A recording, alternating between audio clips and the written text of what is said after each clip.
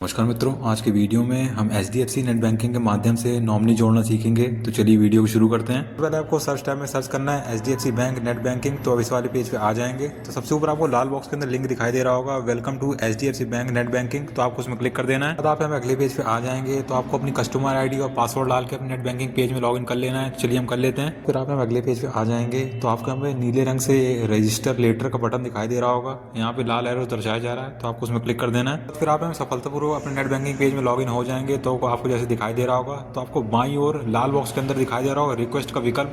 तो आपको उसमें क्लिक कर देना है। बाद आपको यहाँ नीचे की ओर विकल्प दिखाई देंगे। तो आप स्क्रॉल डाउन करके आएंगे नीचे, तो आपको लाल बॉक्स के अंदर यहाँ पे दिखाई दे रहा होगा, यहाँ पे व्यू/अपडेट नॉमिनेशन डिटेल्स। तो आपको उसमें क्लिक कर देना है। तो बाद फिर आप अगले पेज में आएंगे तो आपको यहाँ पे 3 विकल्प दिखाई देंगे। अगर आप अपने सेविंग अकाउंट या करंट अकाउंट में अपनी नॉमिनी को अपडेट करना चाहते हैं तो आप पहले विकल्प को ऐसे ही रहने देंगे। उसके बाद आपको दूसरे विकल्प में कह रहा है कि अगर आप फिक्स डिपॉजिट में अपडेट करना चाहते हैं तो आप नॉमिनी को, तो आप दूसरा वाले विकल्प चुनेंगे। और तीसरे वाले विकल्प में कह रहा है अगर आप अपने रिकरिंग डिपॉजिट, जिसे हम RD भी कहते हैं, अगर आप उसमें नॉमिनी को अपडेट करना चाहते हैं तो आप यहाँ पे तीसरे वाले विकल्प चुनेंगे। तो हम पहले वाले विकल्प को चुन रहे हैं क्योंकि हमें अपने अकाउंट में अपडेट करना है नॉमिनी को। फिर उसके बाद आपको यहाँ पे जब विकल्प चुन लेंगे तो आपको नीचे दिखाई देगा कंटिन्यू का बटन, आपको उसमें क्लिक करना और आगे बढ़ जाना है। बाद फिर आप अगले पेज में आएंगे तो आपको यहाँ पे आपका अकाउंट नंबर दिखाई देगा, आपका अकाउंट में जो आपका नाम है वो दिखाई देगा, और आपको यहाँ पे दिखाई देगा नॉमिनी में कि आपका जो नॉमिनी यहाँ पे नॉट रजिस्टर्ड दिखाई दे रहा है। तो रजिस्टर करने के लिए आपको दिखाई दे रहा होगा लाल बॉक्स के अंदर ऐड अ नॉमिनी का विकल्प। तो आपको उसमें क्लिक करना है। उसके बाद फिर आप अगले पेज में आएंगे तो आपको अकाउंट नंबर दिखाई दे रहा होगा। फिर उसके बाद आपको सबसे पहले अपना नॉमिनी का जो नाम है वो आप अंकित करेंगे, नॉमिनी की जन्म तिथि है वो अंकित करेंगे, नॉमिनी से आपका क्या संबंध है वो आप यहाँ पे अंकित करेंगे। उसके बाद जो नॉमिनी का एड्रेस है वो आप यहाँ पे अंकित करेंगे। उसके बाद आपको पेज को स्क्रॉल डाउन करना है। बाद आपको नॉमिनी के यहाँ सिटी अंकित करनी है। उसके बाद आप स्टेट अंकित करेंगे, उसके बाद कंट्री,